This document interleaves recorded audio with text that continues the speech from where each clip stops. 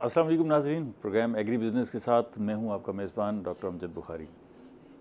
नाज़रीन, आज पहले मैं आपको मेहमानों का तारुफ करवाऊंगा, फिर मौजू बताऊंगा। मेरे साथ पहले मेहमान मौजूद हैं ख्वाजा मोहम्मद शोएब साहब।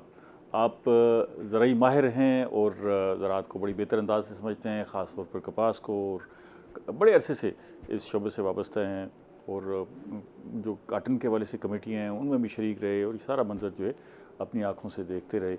अप्स भी देखे और डाउन भी देखे, वो अरूज ज़वाल की जो कहानी है उसको करीब से देखा है। दूसरे मेहमान ताहिर हुसैन ख़ान मलेज़ई साहब हैं। आप काश्तकार हैं, साबिक़ पार्लिमानी सेक्रेटरी हैं और प्रोग्रेसिव फार्मर हैं, ज़राअत को बड़े बेहतर अंदाज से समझते हैं। बहुत शुक्रिया आप दोनों मेहमानों का। नाज़रीन, हम जो है आज जिस मौजू पर बात करना चाहते हैं वो ये है कि अब कपास में काश्तकार के लिए कुछ बचा है, वो इससे जुड़ा रहे, हट जाए। जो सूरत हाल है उसमें कोई होप है? पिछले साल जो है हमने काफ़ी मेहनत की और यकदम हमें ऐसे लगा कि हम दोबारा जो है रिवाइव कर सकते हैं और अच्छे नताइज मिले, हमने बड़ी अच्छी पैदावार हासिल की। उससे जिनिंग इंडस्ट्री जो है उसको एक ठंडी हवा का झोंका महसूस हुआ और उसे महसूस हुआ कि उनकी फैक्ट्रियां दोबारा चल जाएंगी। टेक्सटाइल्स में भी और हर शोबे में हमने एक मूवमेंट देखी, मुतहरिक थे सारे लोग। लेकिन फिर जो है एक मायूसी सी नज़र आती है और रकबा भी कम हो गया। और फिर उसके बाद जो है प्रोडक्शन भी इस वक्त जो है वो ख्वाजा साहब से भी पूछेंगे, जानेंगे कि ये तकरीबन अब तक जो फैक्ट्रियों में कपास की आमद है वो पिछले साल की निस्बत 59% कम है इसी अरसे के दौरान की। अगर हम देखें तो ये ताख़ीर की वजह क्या हो रही है या पीछे पैदावार कम है, इसका जायज़ा लेंगे और ये भी डिस्कस करेंगे कि क्या होप्स हैं, उम्मीद क्या है जिससे हम जुड़े रहें। और अगर हमारे पास कुछ तजावीज़ हैं, कुछ ठोस तजावीज़ हैं कपास को बचाने के लिए, तो क्या हो सकती हैं, हुकूमत के लिए क्या हो सकती हैं, काश्तकार के लिए क्या हो सकती हैं और ज़राअत के महकमों के लिए क्या हो सकती हैं। एक और मामला जो मैं आपको बताता चलूँ कि आज 6 सितंबर है और भादों की 22 तारीख है।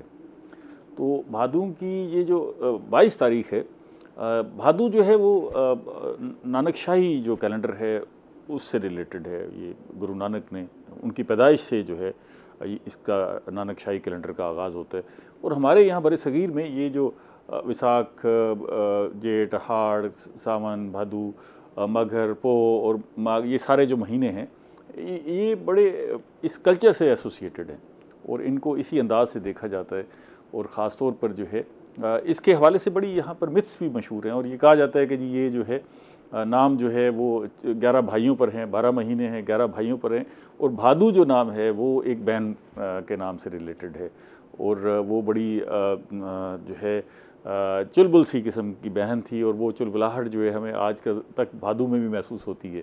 तो ये भादू जो है 22 भादू जो है, इस तारीख को, आज जो तारीख है इस तारीख को आसमान पर एक तारा नमूदार होता है जो सर्दियों की आमद का जो है इशारा देता है। यहाँ के लोग जो है उसको इसी हिसाब से देखते हैं कि ये तारा आज नज़र आएगा तो वो सर्दियों की आमद है और उससे जो है वो आमद शुरू हो जाएगी।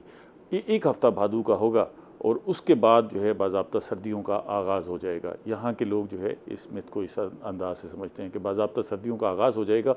और जैसे ही ये 22 भादू आता है, ये तारा नज़र आता है, तो जो हमारे चरवाहे हैं, भेड़ बकरियां और जानवर पालने वाले लोग हैं, वो मच्छरों से जो है जानवरों को बचाने के लिए, कीड़े अशरात से बचाने के लिए आग की धूनी लगाते हैं।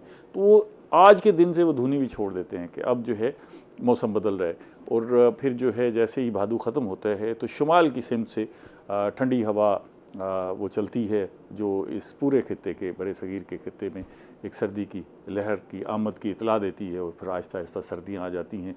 ये मंज़र होता है। 1469 में जो है ये शुरू हुआ, ये बाबा गुरु नानक की पैदाइश का जो है साल है और यहाँ से ये हम जो है नानक शाही कैलेंडर को जो है उसको शुरू करते हैं, आगाज़ करते हैं। आपने ख़ुद भी इसको तजर्बा किया होगा घर में, बड़े बूढ़े, जब हम बड़े सगीर में हिंदू, सिख और मुसलमान इकट्ठे रहते थे तो एक दूसरे के कल्चर जो है एक दूसरे पर जो है वो असरअंदाज होते थे। तो आज भी हमारे बड़े बूढ़े जो है इन जो है महीनों का ज़रूर हवाला देते हैं और वो पूछते हैं कि जी ये कौन सा महीना है और उसकी क्या तारीख़ है। और उस तारीख़ से वो हमें बताते हैं कि अब गर्मियाँ आ रही हैं, सर्दियाँ आ रही हैं, सावन के क्या असरात होंगे, भादू के क्या असरात होंगे और भादू में जो हब्स है ये कैसा होगा। क्यों जी ख्वाजा साहब, मैंने जो गुजारिश की ऐसा ही है।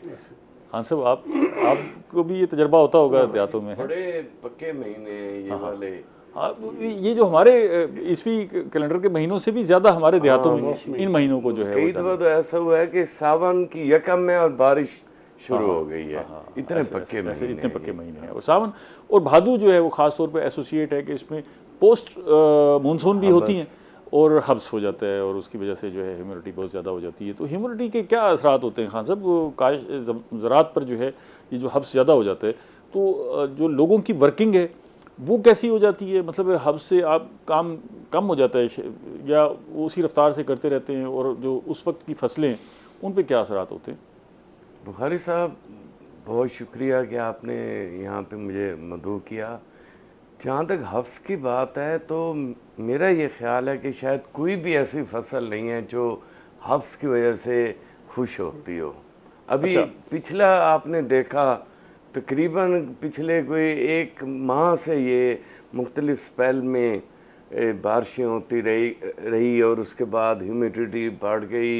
हफ्स बढ़ने की वजह से कॉटन में जो है शेडिंग हो गई, उसका नीचे वाला जो इनिशियल जो फ्रूट था वो गिर गया। अभी आप जो मर्जी वैरायटी देख लें वो इसी हफ्स की भेंट चढ़ी हुई है। तो जब हवा चलती है तो हमेशा एक काश्तकार खुश होता है। तो खान साहब अब हवा चलने का मौसम आ रहा है, अल्लाह करेगा इंशाल्लाह बेहतरी हो जाएगी और अल्लाह करे एक ठंडी हवा चलने का मौसम आ रहा है। अच्छा यही मौजू है आज हमारा ना, जिस पे हम डिस्कस करना चाहते हैं कि कहीं कोई ठंडी हवा का झोंका जो है वो कहीं से हम उसके मुंतज़र रहें या हमारा काश्तकार हाथ खड़े करके और ये बाकी जहाँ और बहुत सारी गमनाक कहानियाँ हैं और फेलियर स्टोरी हैं, तो इसको भी अब हम फेलियर स्टोरी समझ लें। बिस्मिल्लाहिर्रहमानिर्रहीम। सर अगर हम पिछले साल को देखें ना, ये जो आज साल मुकम्मल हो रहा है इसमें तो कोई अच्छी स्टोरी नहीं आई। स्टार्टिंग फ्रॉम कि आपकी मकई से काम ख़राब हुआ है और मकई के बाद गवर्नमेंट ने बहुत ज़्यादती की, गंदम का रेट अनाउंस करके उसको खरीद की। चावल के साथ भी सुना है कोई बड़ी वो कोई बीज जो है वो ऐसा आ गया। हाँ नहीं बीज में हुआ है। मैं उस पर अगर एक एक फसल को डिटेल ले लेंगे मुख्तसर टाइम ही पूरा हो जाएगा। देखिए सर अभी जो नया चंद दिनों से अखबारों में और IMF का नाम करके एक चीज़ आ रही है कि जी गवर्नमेंट जो है ना आइंदा कोई फसल के लिए ना इमदादी रेट देगी। खाई साहब ये आसान रास्ता मिल गया ना जी, जो काम है जो नाकामी है IMF के खाते में डालें। देखें मैं उसी पे आ रहा हूँ, बड़ी उल्जिमा हो जाए। हमें फ्री मार्केट इकोनॉमी का मैं पहले दिन से हामी, ठीक है, लेकिन उसके कोई तरीके होते हैं, कोई ज़ाब्ते होते हैं। एक साइड पे आपके पास हों 25 आदमी या हम कह लें 60 शुगर मिलें और दूसरी तरफ आपके पास हों 4 करोड़ काश्तकार। अब उनका क्या मुकाबला है? फ्री मार्केट इकोनॉमी में जहाँ जितना इत्तेहाद हो जाएगा, जितनी यूनिटी हो जाएगी वो भारी हो जाएंगे। गवर्नमेंट को जब तक लेवल प्लेइंग फील्ड सबको देना है, ऐसे ही हर फसल तमाम स्टेक होल्डर्स को लेवल प्लेइंग फील्ड या सिर्फ काश्तकार सबको देना चाहते हैं। अच्छा इस पे मज़ीद बात करते हैं, एक वक्फा ले रहे हैं। नाज़रीन हमारे साथ रहिएगा, एक छोटे से ब्रेक के बाद मिलते हैं।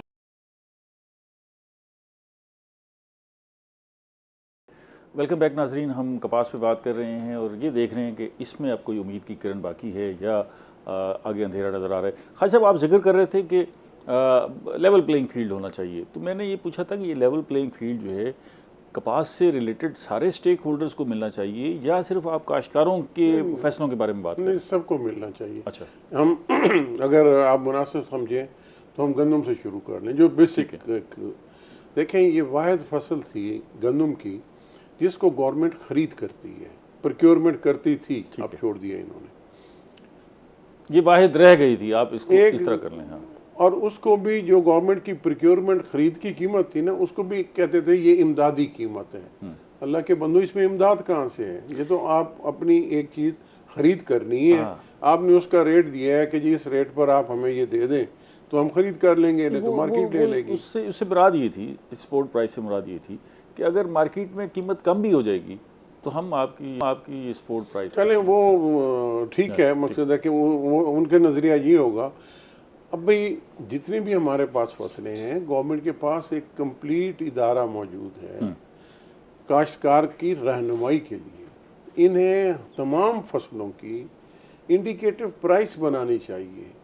ये काश्त के वक्त उससे पहले पूरा होमवर्क करके बताएं कि आप ये जो फसल लगा रहे हैं, हमारे एनालिसिस के मुताबिक जब ये आपकी फसल तैयार होगी तो उस वक्त इसका मार्केट में ये रेट होगा। एक एग्जैक्ट ना बता दें।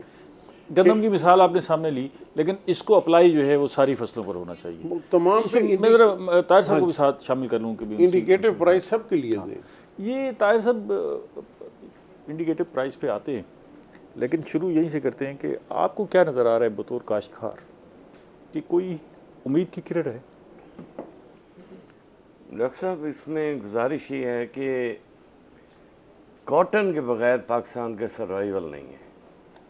अच्छा, कॉटन एक वाहिद क्रॉप है जो कि हम जिसे किसी न किसी शक्ल में ना डोमेस्टिकली काश्तकार का सर्वाइवल नहीं है या पाकिस्तान के सर्वाइवल नहीं है? राइट, पाकिस्तान के क्या सर्वाइवल वजह नहीं है। वजह ये है कि ये जो कॉटन वाहिद क्रॉप है जो कि यहाँ कंज्यूम भी होती है और हम इसे एक्सपोर्ट भी करते हैं किसी न किसी शक्ल में। मतलब ठीक है। तकरीबन 70-80% अब जो एक्सपोर्ट है वो है इसी से या related है। हमारी शुगर केन है या हमारी मेज़ है, हमारा धान जो है वो ज़्यादा यहीं कंज्यूम हो जाता है। ठीक है, ठीक है ना? ठीक है। उसमें ये कि जहाँ तक बात है कि काश्तकार के लिए भी किरण है या नहीं, मैं समझता हूँ कि बड़े ब्राइट चांसेस हैं। सिर्फ गवर्नमेंट को 2-4 काम करने चाहिए। एक तो उन्हें एरिया स्पेसिफिक करना चाहिए, मल्टीपल क्रॉपिंग नहीं होनी चाहिए।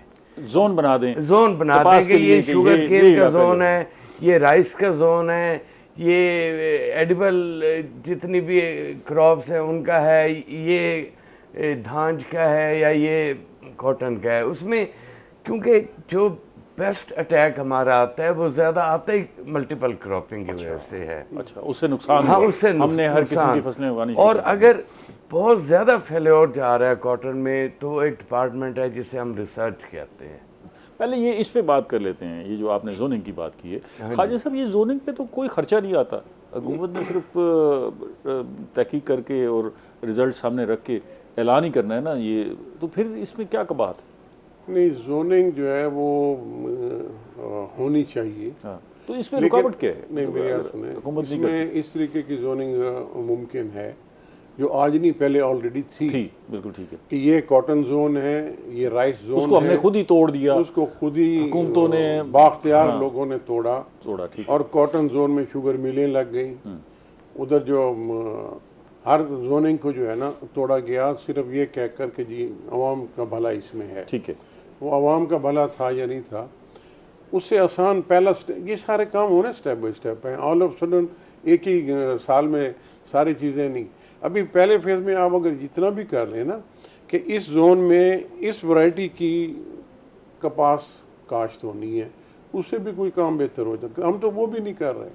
हमने तो मैकेनाइजेशन की बात करते हैं, ट्रैक्टरों की बात करते हैं, उनके जो हल हैं, कल्टीवेटर्स, उनको यूनिफॉर्म नहीं कर सके 70-75 साल में। दुनिया जहान में हर मुल्क में एक नट बोल्ट होता है जो आपके हर चीज़ में इस्तेमाल होता है। यहाँ तो उस तरफ तो हम आ नहीं रहे।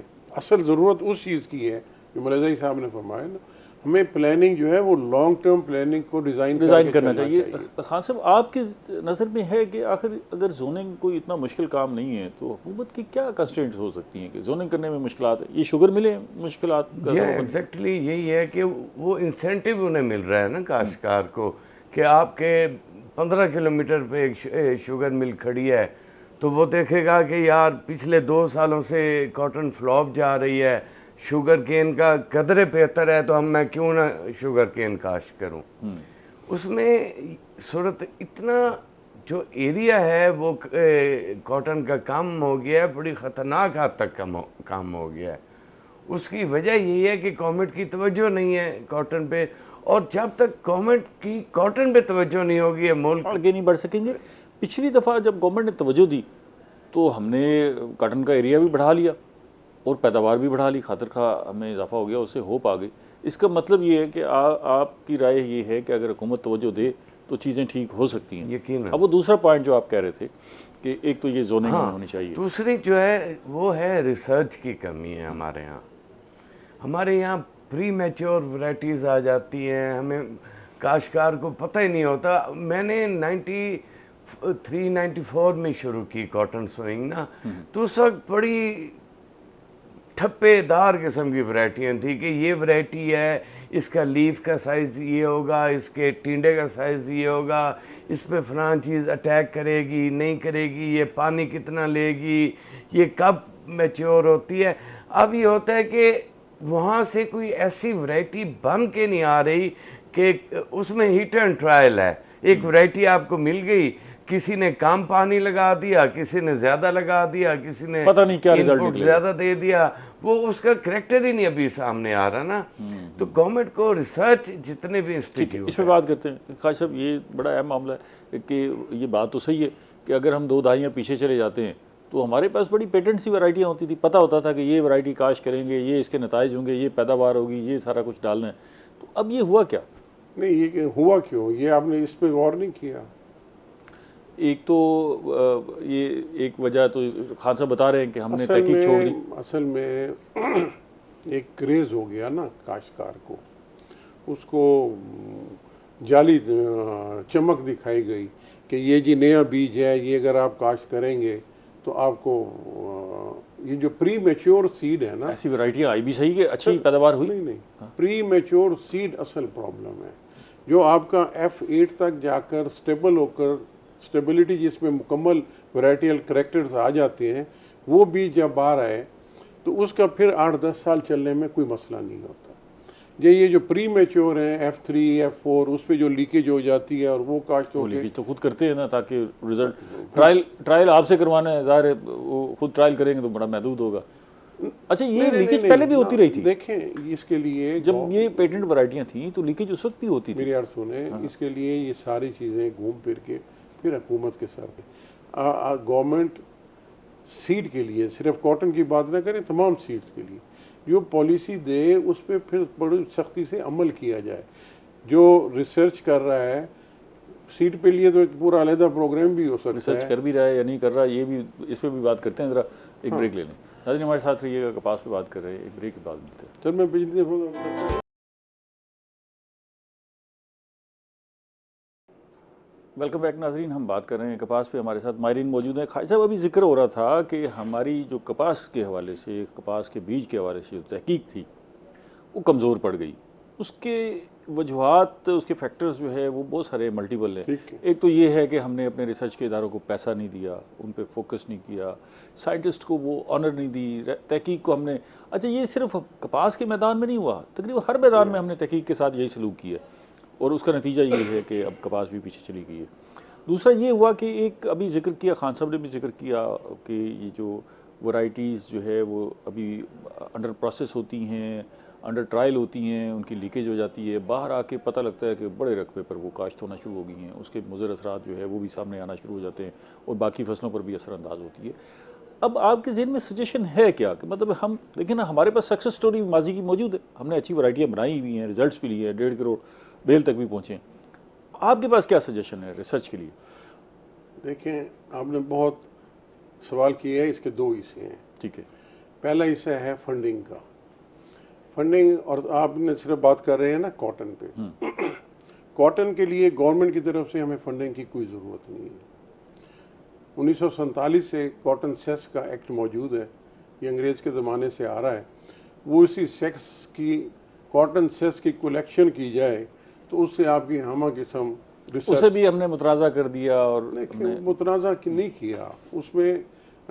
जो चीज़ है ना, मैं एक चीज़ आपको अर्ज़ कर दूं कि ये 2008-9 तक जो है सेस की रिकवरी भी ठीक थी और रिसर्च भी ठीक थी। अगर आप देखें, आपका 99 में 8 मिलियन बेल थी, 2004, 5, 6 में आप 14 पर पहुंच गए। वो रीज़न यही था कि आप ही जस्ट, अब वो जो सेस दे रहे थे वो देने वाले तैयार नहीं हैं इस पर। उसकी वजूहत हैं, कुछ उनकी ज़्यादती है, ना देना ज़्यादती है। न देने के बहाने जो है उसको एक रास्ता है बिजली के बिलों में डाल दे, आसान काम है, जो वसूली ना हो रही हो बिजली के बिलों में डाल दे। सेस लेना कोई मसला नहीं है। इदारे के अंदर जो लोग बैठे हैं, इदारे कॉटन कमेटी के अंदर जो सेटअप है, वो अगर लेना चाहे तो 100% रिकवरी के साल भी हैं। आप ये कहते हैं कि वो सेस का कानून तो मौजूद है, उसी के जरिए से कलेक्शन की जाए। एक कानून मौजूद है, उस पर अमल दरामद कराएं, थोड़ा सा सख्ती से कराना पड़े वो कर लें, आपके पास फंड्स आ जाएंगे। देखें, अब रिसर्च वक्त बदल गया है। इस वक्त हमें सबसे पहला जो काम करना चाहिए गवर्नमेंट को, वो ये है कि रिसर्च जो है ये पब्लिक एंड प्राइवेट दोनों के लिए अलाउ कर देनी चाहिए। अगर प्राइवेट सेक्टर रिसर्च करना चाहता है अलाउड, पब्लिक का सेक्टर जो इदारे बने हुए हैं वो करना चाहते हैं उन्हें भी इजाज़त है, लेकिन एक शर्त के साथ कि रिसर्च जो करेगा उसके पास ये डिसिप्लिन। अब कॉटन है, एग्रोनोमिस्ट हो, वेरालॉजिस्ट हो। हमने पहले भी कोई पाबंदी तो नहीं लगाई प्राइवेट सेक्टर पे? नहीं, हमने तो बल्कि प्राइवेट सेक्टर तो ये कहता है कि भाई ये जो वैरायटियाँ आपको मिल रही हैं उधर से होके आ रही है, बनाई तो हमने। देखें मेरी अर्ज सुने, प्राइवेट सेक्टर में तो ये भी हुआ है कि उनके पास एक भी रिसर्चर नहीं होता और वैरायटियाँ बन रही हैं, वो वैरायटियाँ बन के उधर से होके आ रही है। यही तो गलत हो रहा है ना। मैं जो चीज़ बुनियाद से शुरू करने लगा हूँ, आप कह दें जी ये डिसिप्लिन है, दुनिया जहान आप उसी को कबूल करेगी ना। बाहर के लोग ये डिसिप्लिन है, एग्रोनोमिस्ट इतने हों, वेरालॉजिस्ट इतने हों, इंटमोलॉजिस्ट हों, जो डिसिप्लिन जिस फसल के लिए चाहिए, ये चीज़ें बना लें, इतने एकड़ ज़मीन भी हो और ये सेटअप हो, जो वो सेटअप बना ले वो रिसर्च इंस्टीट्यूट है, खा वो पब्लिक का है, खा प्राइवेट का है, खा मल्टी। ठीक है, ये तो सेस का मामला हो गया। अभी आगे चले ना, आगे चलते हैं ना जी। हमारे पास जो अफरादी कुव्वत है रिसर्च करने वाली, वो कैपेबल है बिल्कुल। अब की जो अफरादी कुव्वत है, मैं वो तो किसी पे बात नहीं करता। हमारे साइंटिस्ट बड़े कमिटेड थे, उनको अब वो कमिटेड साइंटिस्ट मौजूद है रिसर्च मुल्क में तो मौजूद है ना, कहाँ पर है? ब्रेन ड्रेन हुआ है, लोग कोशिश फिर भी हैं, फिर निकल जाए जी इस मुल्क से। अब असल पॉइंट पर आप आ जाए ना, जब आपका कॉटन का सीड डेवलप होना है तो ये 8 स्टेजेस पे जाकर होता है। F1 होगा, फिर F2 होगा, 3 होगा। पहले साल लगता था, अब चलो आप ग्रीन हाउसेज हैं, अब 6 महीने में आपका प्लस हो जाता है। उसमें बहुत सारे 36 कैरेक्टर्स होते हैं जो एक वैरायटी में देखने चाहिए। उसमें यूनिफॉर्मिटी देखनी है, फिर अगले जब F1 से 2 में जाएंगे उस वेरिएशन आ जाएगी, प्लस हो जाएगा, माइनस होगा, बाकी को किल करना है। जब आप F8 पे जाते हैं ना तो फिर उसमें कैरेक्टर्स जो है ना उसमें फिक्स हो जाते हैं।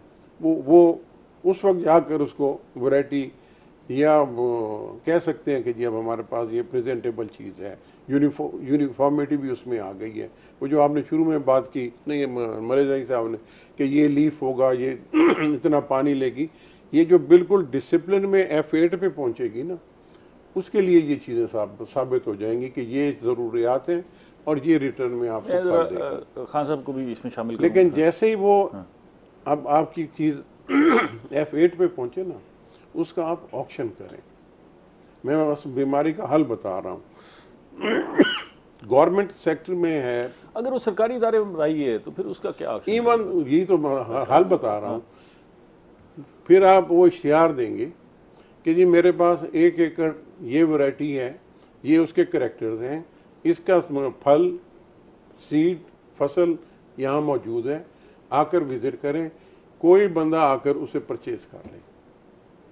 उसका आप पेटेंट हो गई तो फिर वो तो उसी के नाम से वो जैसे मर्जी बेचे, वहाँ जाकर पेटेंट होगी ना। जब आपके पास 1 एकड़ तैयार होगा और उसके करैक्टर्स किसी को समझ आ जाएंगे तो वो उसको 10 करोड़ रुपए भी दे देगा। खान साहब इससे आप एग्री कर रहे हैं खान साहब की बात से? देखिए पेटेंट हो गई फिर तो पेटेंट तो उधर जाकर होनी है। जब F8 पे मतलब आप कहते हैं कि ये काश्तकार है, आपने फॉर एग्जांपल खुद खान साहब ने खुद एक खेत तैयार कर लिया 1 एकड़ का, नहीं, वो ये कहते हैं कि जी मैंने इस पे खुद रिसर्च की है। पहले तो वो आपका पूरा डिसिप्लिन हो जिसके ताबे रिसर्च होकर वो चीज़ बने। ठीक है, रिसर्च होकर डिसिप्लिन के ताबे आएगी, फिर वो चीज़ डेवलप होगी, उसका ऑक्शन होगा, उससे जो रिटर्न आए आधा आप इदारे को दे दें, आधा ब्रीडर को दे दें। जब तक आप ब्रीडर्स को कोई इस तरह का बेनिफिट नहीं देंगे ये लीकेज होती रहेगी। अच्छा, आज भी हमारा जो मसला है वो इसी चीज़ पे आ रहा है। डिस्कस करते हैं। हाँ साहब, ये बताइएगा कि आप बतौर फार्मर अब आपको क्या मुश्किलात होती हैं जब आप कपास काश्त करने जाते हैं? तो आपको वैरायटी जो आप चाहते हैं वो दस्तयाब नहीं होती, या एक अनसर्टेनिटी है, आपको पता नहीं है मैंने कौन सी वैरायटी काश्त करनी है, इसके क्या रिजल्ट्स निकलेंगे, या जो पीछे से फ्लो आ रहा था, नई वैरायटियाँ बन रही थी, उनमें रुकावट आ गई है, वो बंदिश हो गई है, क्या मसला क्या फेस कर रहे हैं तो काश्तकार? डॉक्टर साहब, बात यह है कि दो चीज़ें हैं कॉटन के हवाले से जो आपकी मैनेजमेंट को ख़राब कर सकती हैं। एक वो चीज़ है जो क्लाइमेट है, ठीक है, वो आपके कंट्रोल में नहीं है, बस में ठीक है, वो अल्लाह की तरफ से है। ठीक है, क्लाइमेट का एक बहुत बड़ा शेयर है कॉटन को अच्छा करने में या कॉटन को नीचे लेके आने में। लेकिन इसके अलावा बहुत सारी चीज़ें हैं जो आपकी मैनेजमेंट पे, आपकी क्रॉप पे इफ़ेक्ट करती हैं। उसमें सबसे जो अहम चीज़ है वो सीड है। अगर आपका बीज जहाँ से बुनियाद बननी है, बुनियाद वही अगर बननी गलत है, हो गई तो फिर सारा काम उसमें खराब अगर आप उसमें 3 बोरियां यूरिया नहीं डालेंगे, 2 डाल लेंगे, तब भी कोई ख़ास फ़र्क नहीं है। ठीक है, आप बहुत ज़्यादा 10 स्प्रे नहीं करेंगे, 6 कर लेंगे, कोई बात नहीं है। आप 8 पानी नहीं लगाएंगे, 6 लगा लेंगे। इसमें सबसे अहम चीज़ है जो रिसर्च होनी चाहिए, जो काम होना चाहिए वो सीड के सीड पर ऊपर। आप क्या मुश्किलात फेस कर रहे हैं बतौर फार्मर? जब आप सीड, जब कपास की काश्त करने के लिए तैयारी करते हैं तो आपको सीड में क्या मुश्किलात आती हैं? सीड पर एक तो ये सूरत हाल है कि जब भी आप अमूमन सीड ब्रेक ले लें, फिर इस पर मजीद बात करते हैं। नाज़रीन हमारे साथ रहिएगा, मिलते हैं एक छोटी सी ब्रेक के बाद।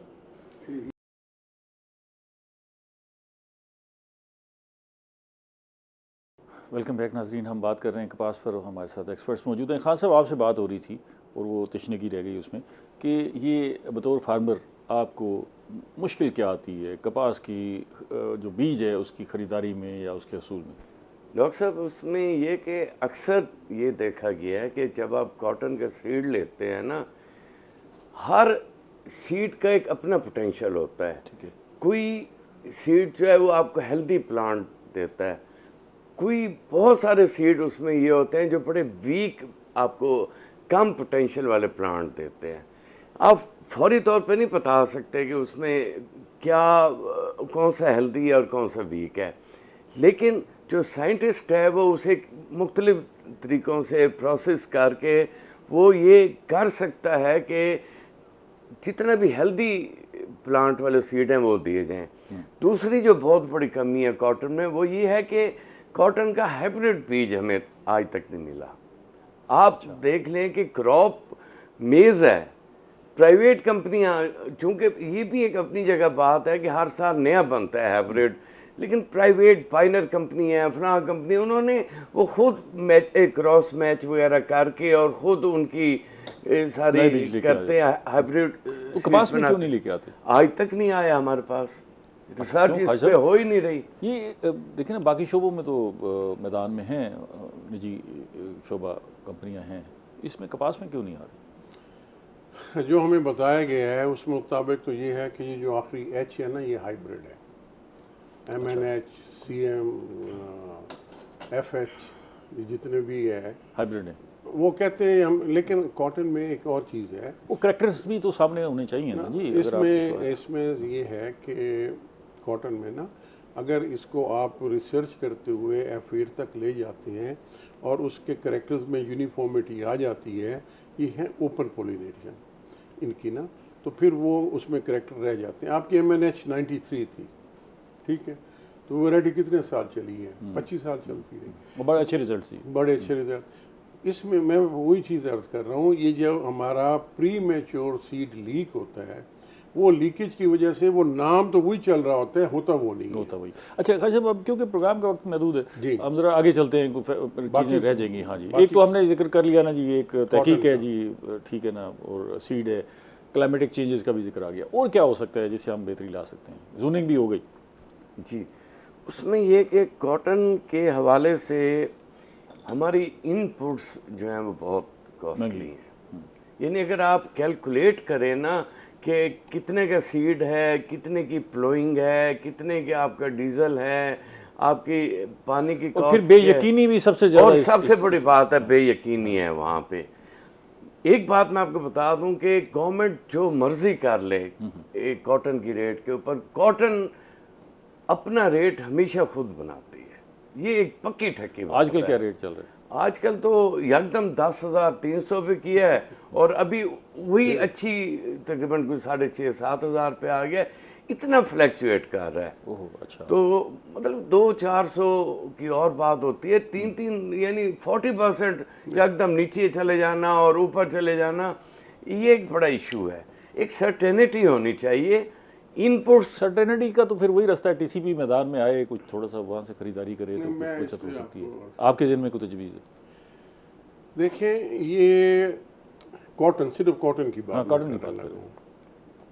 हमारे मुल्क में जो आज के हालात के मुताबिक देखकर जो मुझे समझ आ रही है, अगर गवर्नमेंट की विल हो, पॉलिटिकल विल हो, 15-16 मिलियन बेल लेना कोई मसला नहीं है। और उसके लिए सबसे पहला जो हमें काम साहब, करना आप है, ख्वाब दिखाते रहते नहीं हैं मैं ना। ख्वाब हाँ। इसलिए नहीं दिखा रहा हूँ कि मैंने तो करके दिखाया है वो। हाँ, वो एक वक्त में देखिए, हो गया। नहीं वो अगर उस वक्त हो गया तो अब हालांकि अल्लाह में मदद करेगा, हालांकि फिर भी अगर हो उस वक्त जाएगा। हो गया तो आज हमें 3 करोड़ बेल की बात करनी उस चाहिए वक्त भी यही हालात थे, 99 में भी यही हालात थे, यही सेस नहीं मिला करता था, यही वसूलियाँ नहीं थी, तनख्वाहें नहीं मिल रही थी, रिसर्चर हर्ड था, काम नहीं कर रहा था। जब हुआ काम सीधा हुआ तो रिजल्ट भी आ गए। आज भी हमारे पास पाइपलाइन में चीज़ें हैं, प्रॉपर हैंडल नहीं हो रही, की जा सकती हैं। उसके लिए पहला हमें एक फैसला करना है कि मुल्क में जितनी भी कपास होगी, हमने 2 मिलियन बेल एक्सपोर्टेबल बनानी ही बनानी है। 10 हो जाए, 2 जा रही है, खुदा ना खास्ता 5-6 हो रही है, फिर भी हमने 2 एक्सपोर्ट कर देनी, 2 एक्सपोर्ट करें और फिर 4 इंपोर्ट कोई करें। मसला नहीं। लेकिन जब आप वो जो आपकी 2 एक्सपोर्ट होनी है, वो बेस बनेगा इंडिकेटर प्राइस के लिए। मैं आप कह देना, आज पिछले साल इन्होंने कह दिया 8,500 रुपये रेट होगा, तो 8,500 पे क्यों नहीं अमल हुआ? कि इनके पास उसका मैकेनिज्म नहीं है, फार्मूला नहीं था। किस तरह देंगे 85? आपके ख्याल में प्राइस मैकेनिज्म को भी जो है नहीं, मैनेज करने के लिए ये सारे टैक्टिक्स हैं यूज करने? हमारा काश्तकार बहुत बड़ा इकोनॉमिस्ट है, उस बेचारे ने वही 8, 10, 12 एकड़ ज़मीन वाले आपके पास 92% है।